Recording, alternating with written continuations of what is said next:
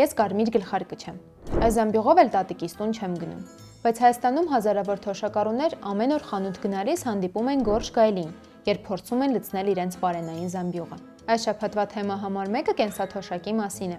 Ինչպես է ստացվում, որ կենսաթոշակը բարձրանում է, իսկ զամբյուղը դատարկվում։ Եվ ինչու է Հայաստանի վարչապետը որոշել, որ թոշակառուն պետք է բիզնեսմեն դառնա։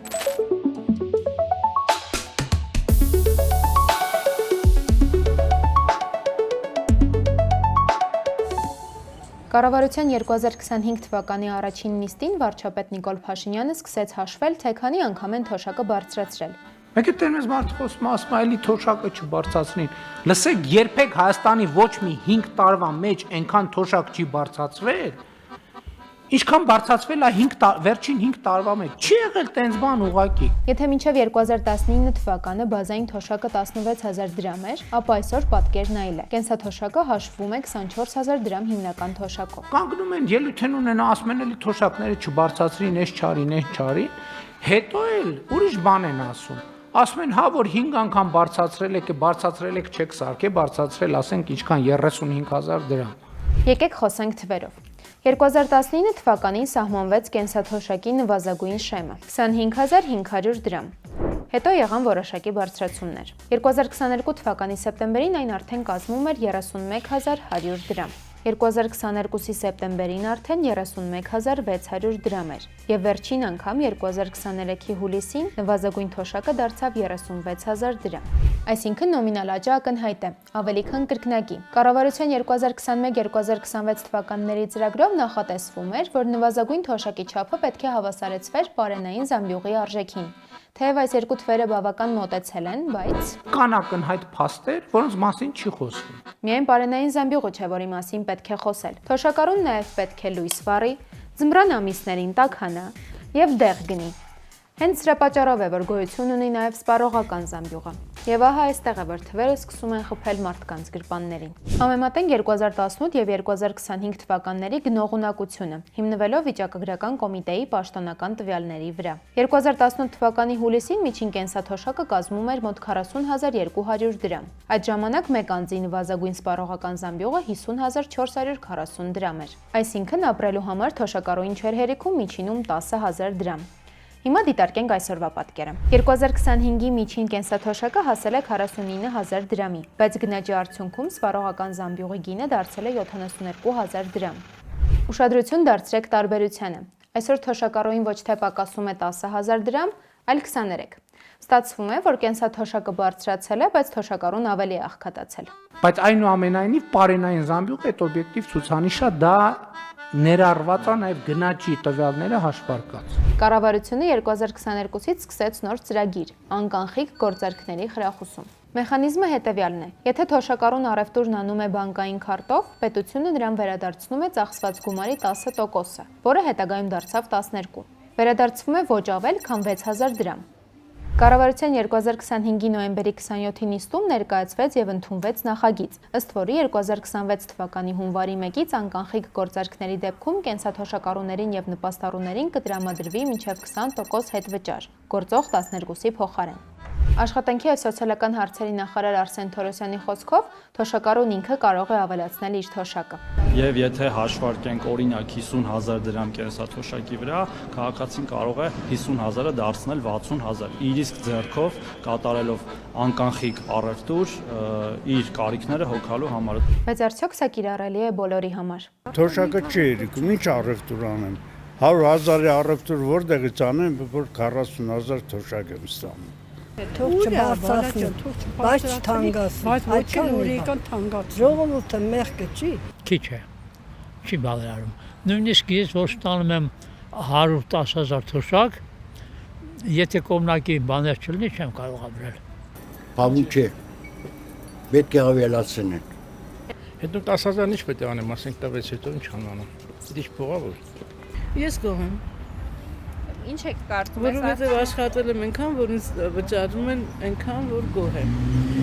Իսկ եթե չաշխատողը կարծում եմ որ տխուր է, բռնում թող աշխատեր։ 2025 թվականի հոկտեմբերի տվյալներով 660 կենսաթոշակառուներից եւ նպաստառուներից հետվճարի ծրագրից օգտվում է 364432-ը։ Չօգտվելու պատճառներ կան։ Գյուղական համայնքներում քիչ են պոստտերմինալները։ Փոքր բիզնեսները շատ են, որոնք հիմնականում կանխիկով են աշխատում։ Մենք այս պահին ունենք 350,000 կենսաթոշակառու եւ նպաստառու, ով բարեհաջող կերպով օգտվում է այս ծրագրից եւ հետեւաբար մնացած բոլոր կենսաթոշակառուները եւ նպաստառուները նույնպես կարող են օգտվել այս հնարավորությունից։ Եվ հենց այս իրատեսությունն էլ բերեց նրան, որ թոշակառուին սկսեցին չդիտարկել որպես խնամքի կարիք ունեցող։ Վարչապետը հայտարարեց, որ թոշակառուն ոչ թե պետք է սպասի կառավարության աջակցությանը, այլ փոքր բիզնես սկսի։ Սա շատ ժամանակակից է հնչում, բայց եկեք հետ վերադառնանք Հայաստան։ Առաջարկում եմ եւ խոսել ենք նաեւ դրա մասին աշխատանքի եւ սոցիալական հարցերի նախարարի հետ, որ մենք որդեգրենք այն կոնցեպտը, որ 63-ը ոչ միայն կենսաթոշակի, այլև փոքր բիզնես սկսելու լավագույն տարիքն է։ Արդյոք սա իրատեսական է։ Թե սա պարզապես պետության պատասխանատվության բեռը թոշակառուի ուսերին դնելու փորձ է։ Կենսաթոշակային տարիքի մարդկանց կյանքը առավել ակտիվ, առավել բովանդակային դարձնելու մասին է այս ամեն ինչը։ Հանրային բանավեճերում հաճախ պահանջներ են հնչում։ Վերացնել պաշտոնյաների պարգևավճարները եւ այդ գումարն ուղղել թոշակներին։ Տրամաբանությունը պարզ է։ Եթե պարգևատրման համար գումար կա, պետք է լինի նաեւ թոշակի համար։ Իշխող կուսակցության падգամավոր Բաբկեն Թունյանը փորձել է ապացուցել, որ դա այդքան էլ այդպես չէ։ Հաշվիչ վերցրեք, լսենք։ Հիմա եկեք իրար հետ մի հատ փոքր հաշվարկ անենք։ Ինչ կլիներ, եթե Հայաստանի Հանրապետության նախագահը, վարչապետը, փոխվարչապետերը, նախարարները բոլոր փոխնախարարները, բոլոր մարզպետերը, մարզպետերի տեղակալները, ազգային ժողովի նախագահը եւ տեղակալները, քաղաքացիական խմբակցության բոլոր падգամավորները, պետական եկամուտների կոմիտեի ղեկավարը եւ իր տեղակալները, թվով 250 հոգի, եթե բոլորը ընդհանրապես ոչ մի բացատրություն չստանան, այսինքն ոչ միայն պարգևավճար, այլ ընդհանրապես աշխատավարձել չստանան, թվաբանորեն Հայաստանի Հանրապետությունում կենսաթոշակը հնարավոր կլինի ավելացնել ամսական առավելագույնը 350 դրամով։ Մաթեմատիկան գուցե ճիշտ է, բայց սոցիալական արդարությունը այդքան էլ մաթեմատիկա չէ։ Քվեարկության է դրվում կառավարության ներկայացած առողջության համընդհանուր ապահովագրության մասին եւ գիծ ներկայացված օրենքների նախագծերի փաթեթը երկրորդ ընթերցմամբ եւ ամբողջությամբ ընդունելու մասին հարցը քվեարկություն։ Ազգային ժողովն ամբողջությամբ ընդունեց առողջության համընդհանուր ապահովագրության մասին օրենքը։ Այս համակարգը կսկսի գործել 2026 թվականի հունվարի 1-ից։ Ապահովագրության փաթեթը բոլորի համար նույնն է լինելու։ Արժեքը տարեկան 129,600 դրամ։ 2026 թվականին պետությունը վճարելու է մի քանի սոցիալական խմբերի, այդ թվում 65+ տարիքի անձանց ապահովագրության գումարը։ Մենք ինչ ենք ասում, ասում ենք լավ, թոշակառուների թոշակ ամսական 11,000 դրամով 11,000 դրամով կամ 10,400 դրամով ավելացնենք, ինչ անելու թոշակառուն։ Այդ գումարը ինչ անելու, ինչի վրա ծախսելու։ Մեր հետազոտությունը ցույց է տալիս, խոսք էս դեպքում 65+ տարեկան թոշակառուների մասին։ Մեր հետազոտությունը ցույց է տալիս, որ մարդկանց առաջնային ծախսը առողջապահությունն է։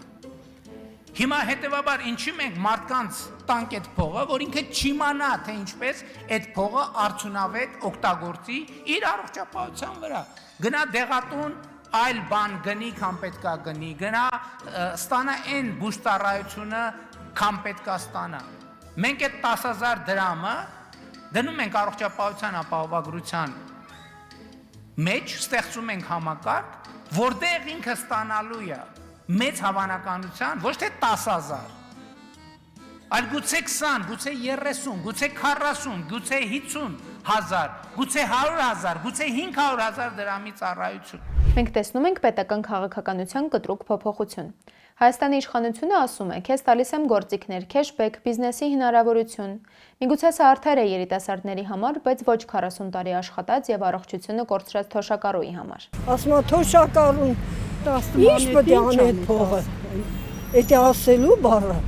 Զամբյուղը մնում է կիսադատարկ, իսկ թոշակառուներին առաջարկվում է փրկվել ինքնուրույն, ընկնել բանկային հաշվարկների մեջ կամ դառնալ բիզնեսմեն։ Թեմա համար 1-ի հաջորդ էպիզոդը դիտեք ուղիղ 1 շաբաթ անց 12:30-ին Բաց չթողնելու համար բաժանորդագրվեք մեր YouTube-յան ալիքին։ Հետևեք մեզ նաև սոցցանցերում։